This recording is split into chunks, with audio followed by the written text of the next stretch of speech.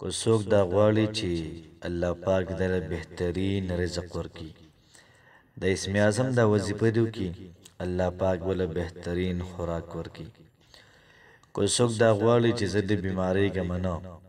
د اسم اعظم دا وظیفه دی کی ان شاء الله العزیز دا به بیماری ګنا کو څوک دا سوي چې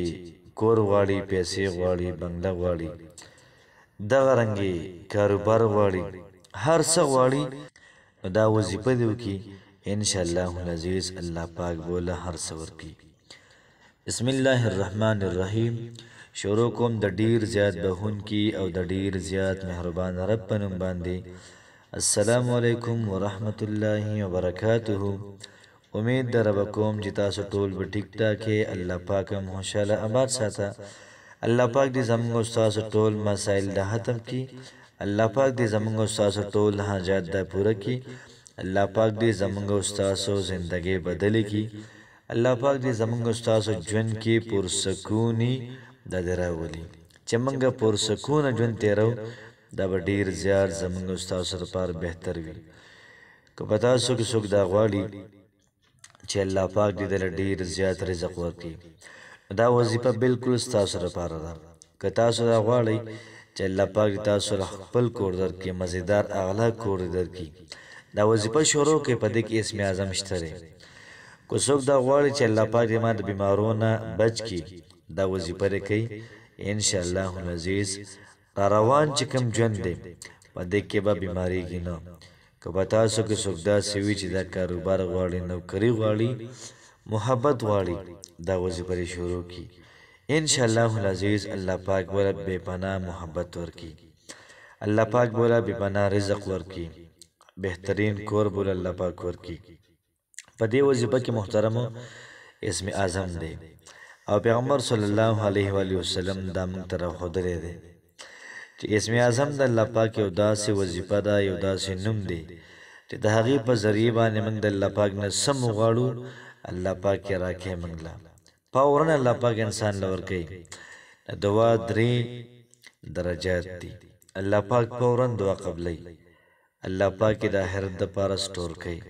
او دغه رنګي انسان باندې مصیبت را روانه الله پاک دغه مصیبت لر کیتی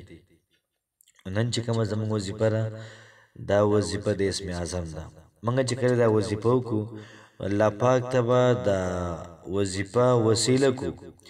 د دې په وسیله باندې د دې په واسطه باندې الله پاک دعا وغواړو ان شاء الله العزیز الله پاک به ضرور زمونږ دعا قبلای او دا څنګه نبی کریم علیه الصلاۃ والسلام موږ ته ویلي دي چې دا اسم اعظم دی او د دې په ذریعہ باندې دا سو دعاګانې غواړي د ټولو اول هو د آیت دی الله لا اله الا هو الحي القيوم دا محترم اسم اعظم کی راضی اور بس دیو نمبر الف لام میم الله لا اله الا هو الحي القيوم دام علماء کرام لیکي چې اسم اعظم کی راضی او دا رنگي 3 نمبر آیت وعنت الوجوه للحي القيوم وعنت الوجوه للحي القيوم دا مرضی په اسم اعظم کی ولیکن د دې د ویلو طریقه دا لکه بدله ده چې څوک دا وظیفه کې روزانه وکړي 313 پیری وکړي او په دې ترتیب وکړي په دې طریقې باندې وکړي ان شاء الله رزق بل الله پاک ورکړي کور به ورکړي پیسې به ورکړي طریقه محترم او دا سره چې موږ به درود پاک درې پیری وایو او بیا به هغه نه بعد اسم اعظم مداسي وایو بسم الله الرحمن الرحيم الله لا إله إلا هو الحي القيوم ألف لام ميم الله لا إله إلا هو الحي القيوم وعنت الوجوه للحي القيوم يا واحد يا ذا الجلال والإكرام دا یو پیرا شولا په دویم ځلبانی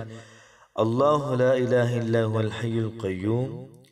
ألف لام ميم الله لا إله إلا هو الحي القيوم وعنت الوجوه للحي القيوم يا واحد يا ذا الجلال والإكرام په دې طریقې باندې موږ برابر کو 313 پیری ان شاء الله العزیز دا کلمات دا دعا دا وظیفه به الله پاک د وسیله کو که تاسو د الله پاک نه رشتہ غواړئ کاروبار غواړئ کور غواړئ رزق غواړئ محبت غواړئ سم غواړئ ان شاء الله العزیز الله پاک به تاسو له لازمي درکې هغه کارونه چې هغه انختی دي هغه کارونه چې هغه لاس وسیله شته نو انختی دي دا کارونه به الله پاک تاسو له راکولاو کی او ان شاء الله العزیز الله پاک به تاسو ژوند کې سکون راولي الله پاک مو خوشاله آباد ساته السلام علیکم ورحمت الله وبرکاته